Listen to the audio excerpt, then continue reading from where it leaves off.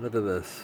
This is whatever is left from the original board that came from the second-hand build, and I removed all of these wires. These are the most god awful thick wires that that doesn't even work in this kind of setup, because if I were to put this in, it gets shoved in. One of the wires snapped and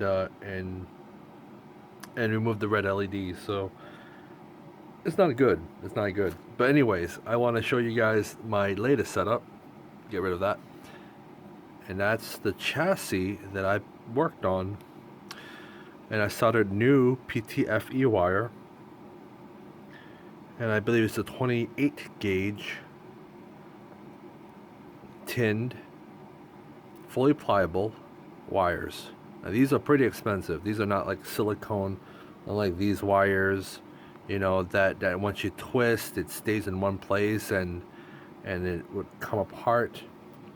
No. This wire is meant for this one, for this chassis.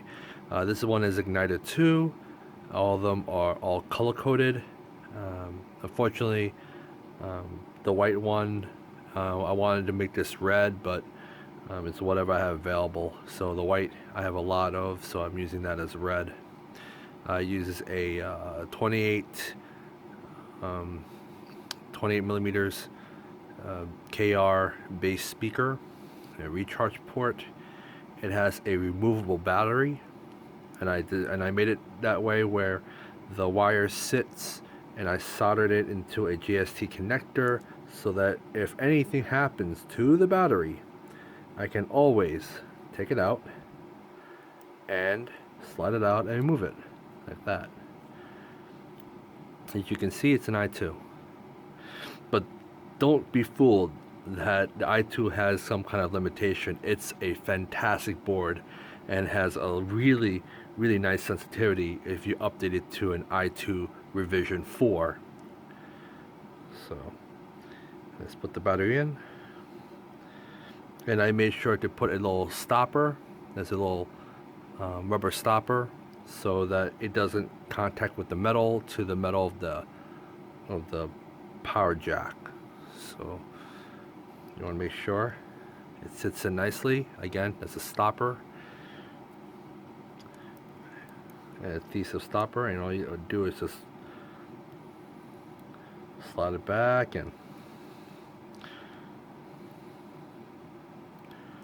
like so.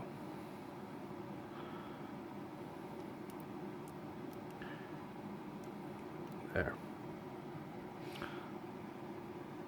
And what I wrapped it around with is Captain tape. It is very good tape that holds, protects the board. It's very heat resistant, and that's why I keep this one around.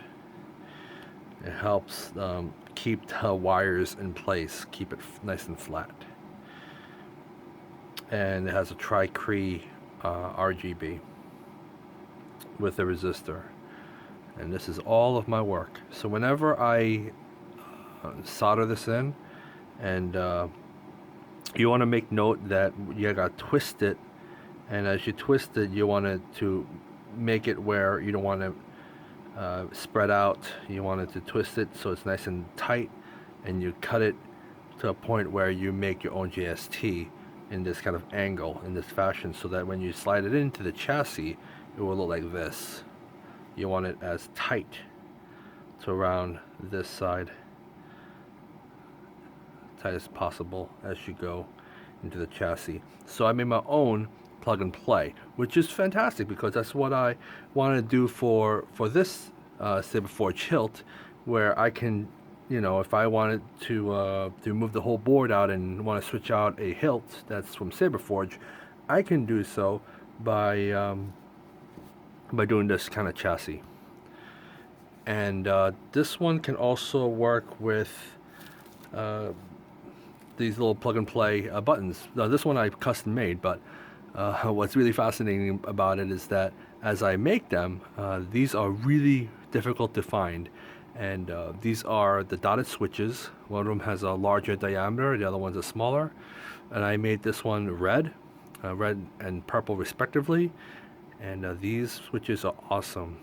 So these are hot glued so that it would protect or insulate the wires. And I made it where it is also compatible with the plug and play, which I learned from. So when I bought this from Saberforge from a few years back, they came out with a plug and play system for a Sabercore 2.0. These are just rubber O-wings.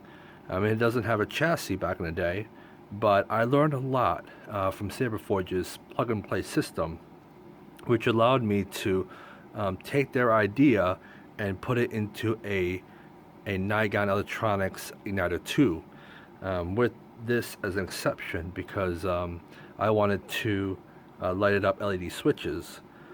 This one, which is this Sabercore, comes with a lighted switch, so I chose white. And as you notice that the Saberforge uses this electrical putty to insulate the wires. So I did the same thing. As I learned where the wiring is, I'm able to figure out I could use this diagram and make another switch which can be used on this plug and play system. So if I use a plug and play system,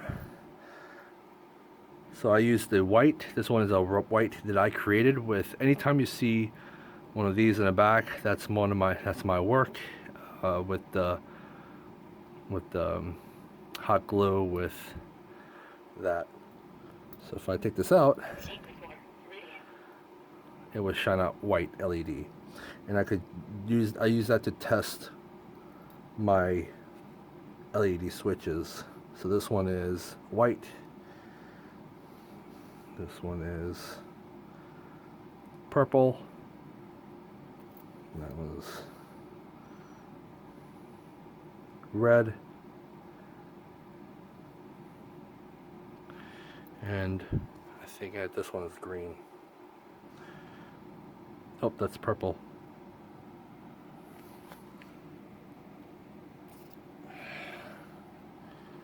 This one.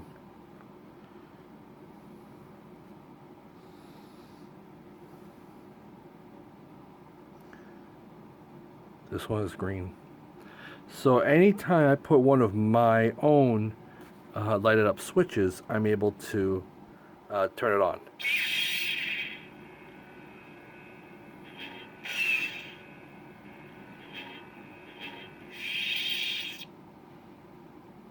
And I turn this off. Put the kill key in. And this system that I adopted from the Saberforge's plug and play system, I'm able to create my own switches and able to use it on Sabercore 2.0s or Sabercore plug and plays onto the one that I've built. So I could use any custom switches that I've made onto the Sabercore without any issues. So I was happy that I was able to achieve that. And here we go. This one took me about 3 weeks to finish building, and that's because these switches are very hard to find. They're from China. They gotta ship it all the way from China to get these kind of switches, because other switches they came out with a ring. There you go. They come with these ring switches, and they're everywhere. You can find these on eBay. These are very common. What you notice is that these switches over time, these bezels break, so you can see cracks on the bezels on the LED light area. See that little crack? See, these switches are no good, and this is from a second-hand. I bought the Saber second-hand, and I removed all of these switches because these are really they're no good. And I was very happy to to make my own switches with these special lighted up LED switches that are dot, which are reminiscent to the Revan KOTOR, not KOTOR, I think Revan, the Old Republic, where he has a spiked saber that's a purple lightsaber, and it has these LEDs, these LED dotted LEDs on one of the switches, and it's the red one. And that gave me the idea that I would like to have red and a smaller button, because the Old Republic has 2 dotted switches, so I want to make it one red and one small purple. And here we go. And this one is 1, number 2. So I make sure I number them. Number 1 is, of course, is going to be the main switch. So I want to use a, so you can use a saber core switch onto this, no problem. So I'm going to use a saber core for an example, along with my own dotted switch. I'll just remove that right now.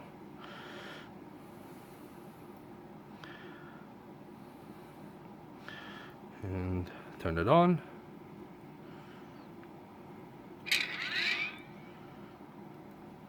You see it lights up. Alright. That's the aux switch. This is the main switch.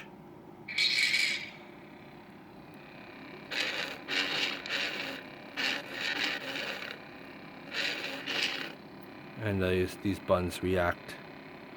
So it's flashing. It's flashing if you,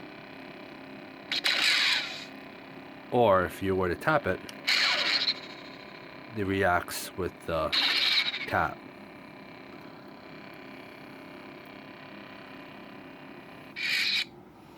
Alright. So that one is that. I can do it on the fly. I can always take it apart on the fly without short-circuiting anything. So this is what's going to be my setup. This is going to be an aux switch. I want the purple aux. And that's not it. There, the large, I think this is the one. This is the red. There you go. So look, it's going to be red and purple. And I love how these switches are reacting. You can also program this through the NEC blade editor, and you can turn it on like that.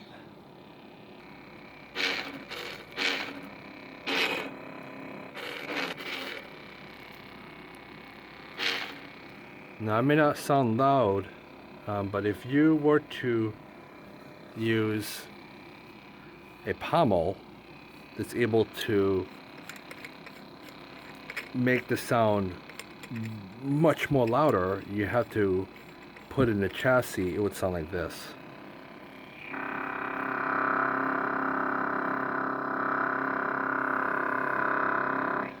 So it's a heck of a lot louder.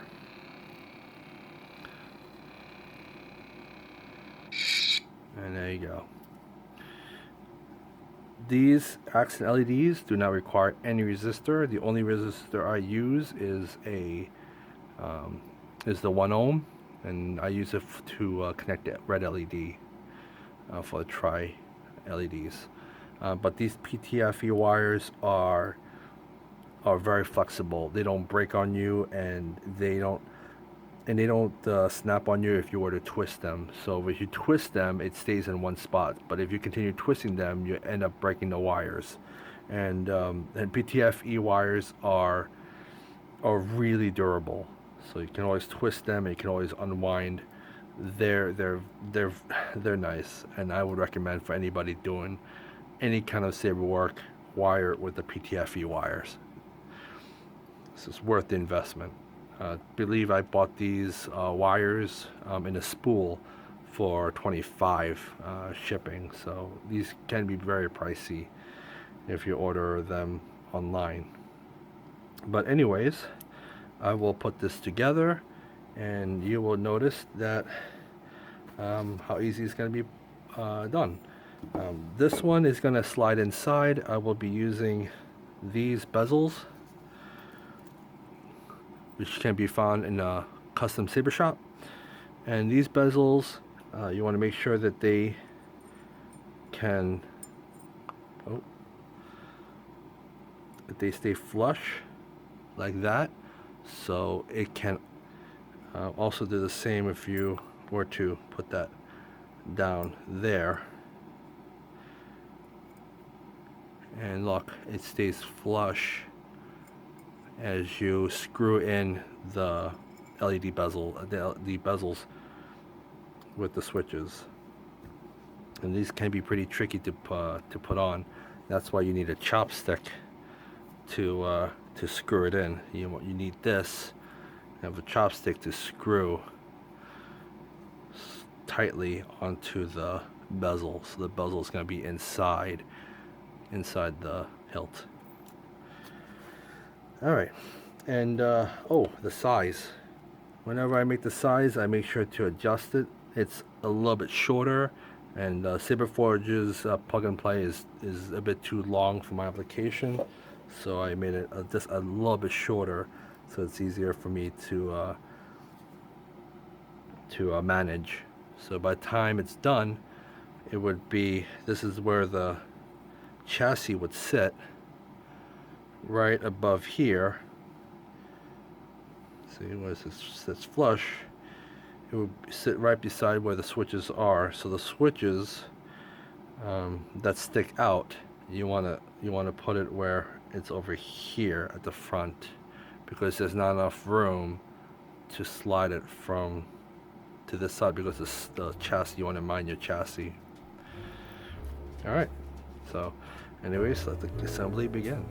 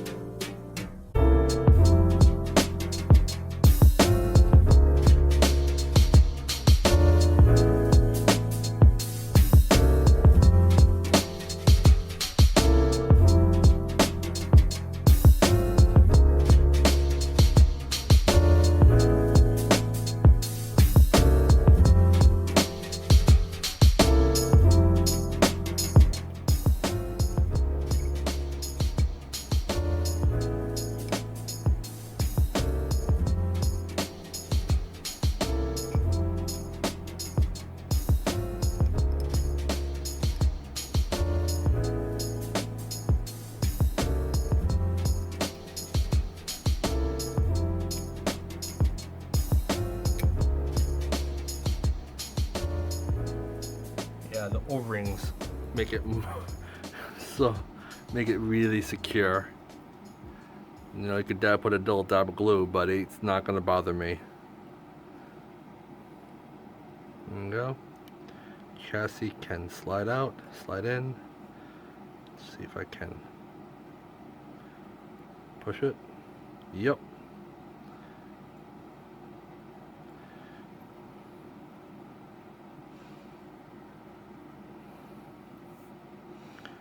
Man, that is awesome. Oh, okay. I'm happy. Happy how it's coming together.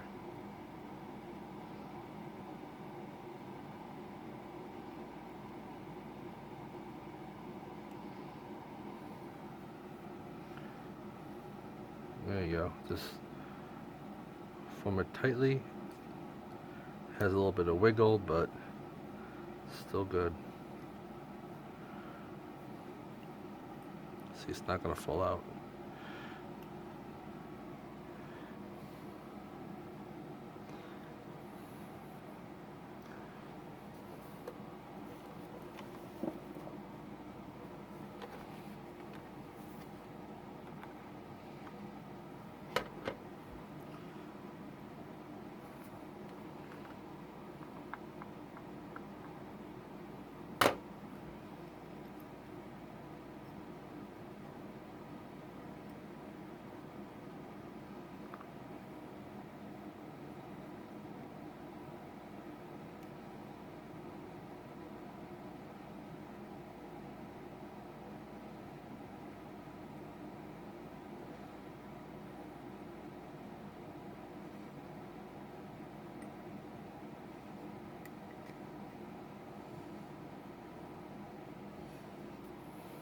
I'm going to use a blade to form fit the LED. There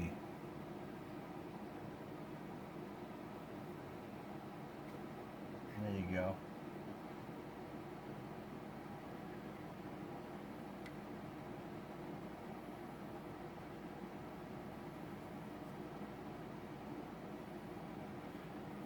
Where is my, there you go, screw.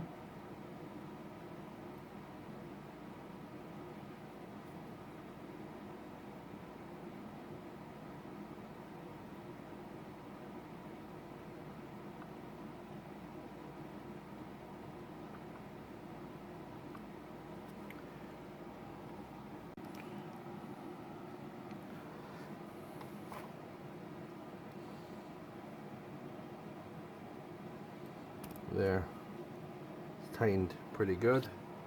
Take it out.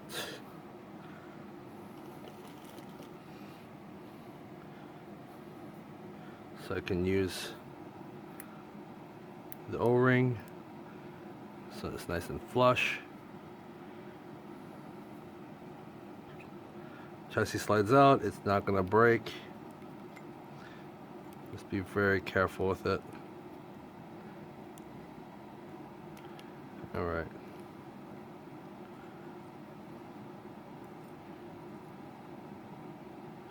Surprisingly secured.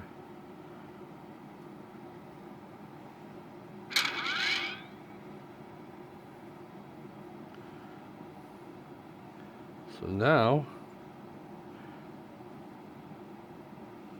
it's been reborn.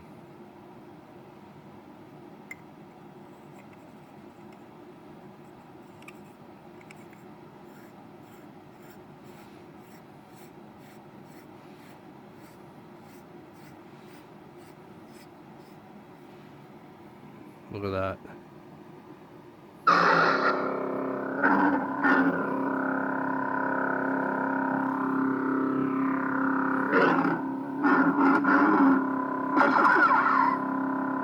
It's alive.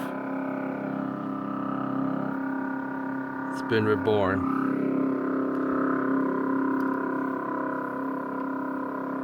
Put a blade in.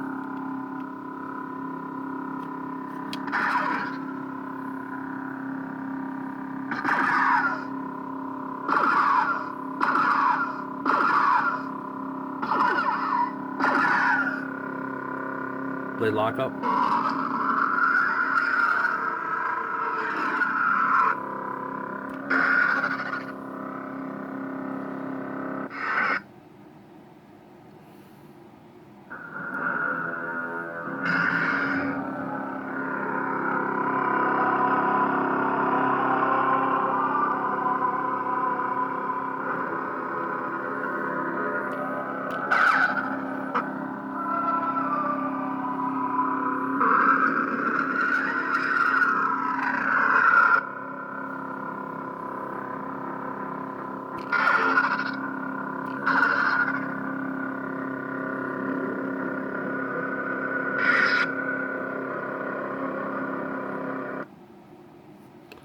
I hope you guys like this demonstration. I've wired this up and It took me, like I said, it took me about 3 weeks for me to completely finish building this, rebuilding the second-hand saber, and so far it's been very successful.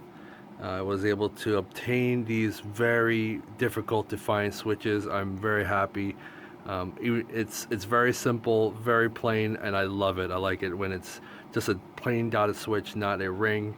Of course, there's some kind of light emitting around the area, but I like it that it's the dot switches, as you can really accentuate the look of a larger and a smaller diameter, separate between the two. It's just beautiful. It makes the saber more alive in your hands as you activate it. So anyways, this is Packin, and I really hope you find this video helpful. This is the Igniter 2. It's an older board, but with the update on Nigon software, it's able to be more sensitive than its predecessor. So this is a really awesome board. It has music, it has sound, it has everything that other competitions have. So I'm really happy with this setup. So anyways, this is Packin, and this is my build video of my plug and play system, which I adopted from Saberforge. So I hope you like this video. Alright, this is Packin signing off. Peace.